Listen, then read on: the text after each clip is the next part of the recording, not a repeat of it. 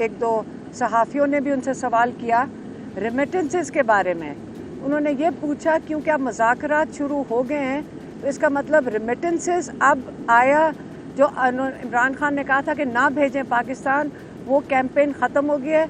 इमरान खान ने पहले तो उसकी क्लैरिफिकेशन किया।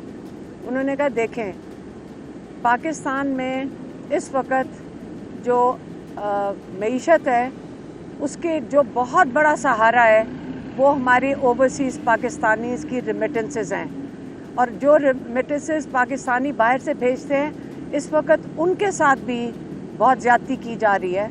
उनके घरों में भी फ़ोन कॉल्स जा रही हैं, पाकिस्तान में जो उनके रिश्तेदार हैं उनके साथ जो बाहर बैठे हुए हैं, जो अगर वो पाकिस्तान के लिए आवाज़ उठाते हैं उनको भी धमकियां दी जा रही हैं।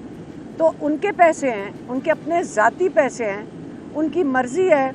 अगर वो ना भेजना चाहें, इमरान खान ने तो सिर्फ ओवरसीज़ पाकिस्तानियों को कॉल दिया है, बाकी अगर वो नहीं भेजना चाहेंगे तो वो अपनी मर्ज़ी से नहीं भेजना चाहेंगे।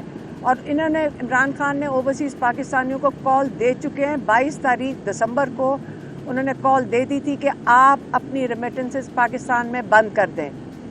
पाकिस्तानी ही हैं जो यहाँ पे सरमायाकारी करते हैं, पाकिस्तानी ही हैं जो यहाँ पे अपने डॉलर्स भेजते हैं। तो अगर आप उनकी कदर करें, पाकिस्तानियों की कदर करें, तो फिर जब वो जो उन्होंने इस पर कंडीशन लगाई है वो ये है, जो उन्होंने ये जो मुतालबात या ये जो कमेटी बैठी है और ये जो डिस्कशन कर रही है, उनके दो मुतालबात हैं। उन्होंने कहा ये दोनों मुतालबात जब पूरे होंगे, जब इस पर संजीदगी दिखाई जाएगी, फिर वो रेमिटेंसेस की कैंपेन को बंद करेंगे, जिसका मतलब वो कहेंगे हाँ अब अपनी रेमिटेंसेस भेज दें। वो कौन से दो मुतालबात हैं?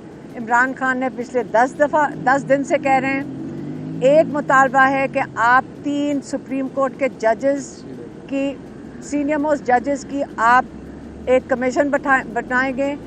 उन सीनियर मोस्ट जजेस के नीचे वो तहकीकात करेंगे 9 मई की और 26 नवंबर की।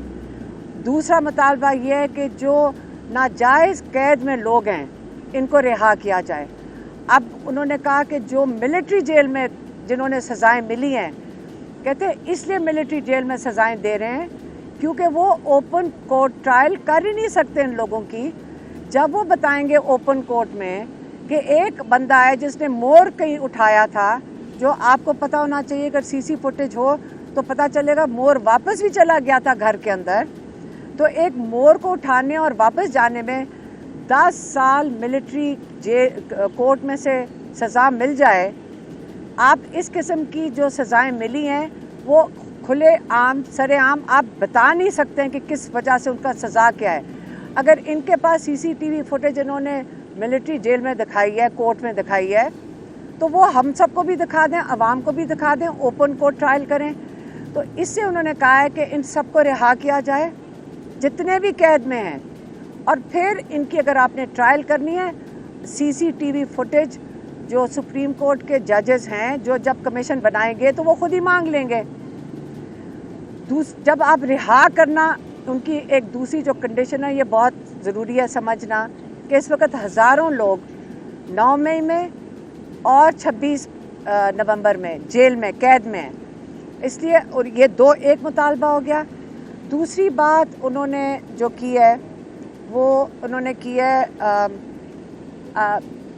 अपनी जेल में रहने की। उन्होंने कहा सारे कैदियों को रिहा करें। मैं बिल्कुल, उन्होंने बड़ा क्लियरली कहा है कि सबको रिहा करें। मुझे अगर जेल में रखना है आप जेल में रख लें, लेकिन मैं हाउस अरेस्ट में नहीं जाऊंगा, क्योंकि उनको पता चल गया कि बहुत ज़्यादा कैसराइयाँ हो रही हैं कि इमरान खान को बनी गाला शिफ्ट कर रहे हैं, इमरान खान को पता नहीं केपी शिफ्ट कर रहे हैं। वो कहते हैं मैं कहीं भी जाऊंगा नहीं, मैं हाउस अरेस्ट में नहीं जाऊंगा।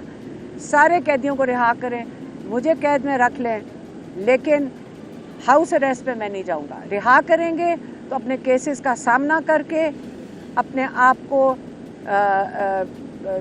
इनोसेंट साबित करके फिर वो बाहर निकलेंगे। वो इस तरह नहीं कैद से बाहर आएंगे कि हाउस अरेस्ट पे चले जाएं। दूसरा पॉइंट। तीसरा पॉइंट इमरान खान का है, जो अफ़गानिस्तान में उन्होंने अखबार में पढ़ा है کہ افغانستان میں ہمارے شاید جہاز ایئر فورس کے جہاز نے بومبنگ کی ہے. اس کو اس بات کا عمران خان کو بہت دکھ ہوا. انہوں نے کہا کہ بڑے دیر کے بعد پاکستان میں امن آیا تھا کیونکہ افغانستان میں امن آیا تھا، اور افغانستان کا امن پاکستان کے ساتھ جڑا ہوا ہے.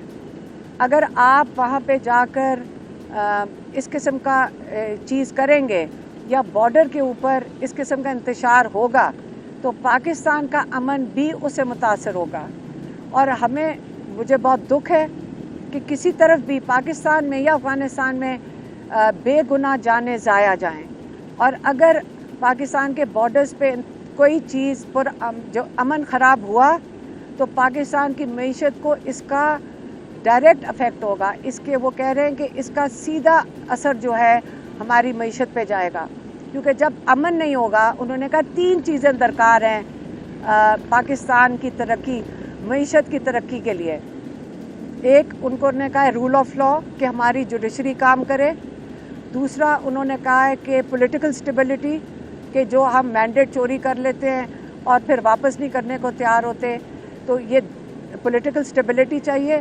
اور تیسری بات انہوں نے کی ہے کہ آپ کو امن چاہیے.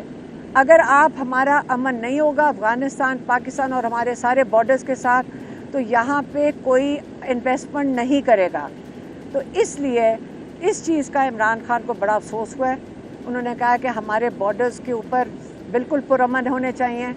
ہمیں اس چیز کی بڑی فکر ہے کہ ہماری سارے جو ادارے ہیں جن کا کام ہے کہ ہمیں بارڈر کے اوپر جو انفارمیشن لے کر آئیں، جیسے ہمارے جو خفیہ ادارے ہیں، تو وہ سارا وقت اگر پولیٹیکل انجینئرنگ میں لگے رہیں گے تو ہمارے بارڈرز کا کون تحفظ کرے گا؟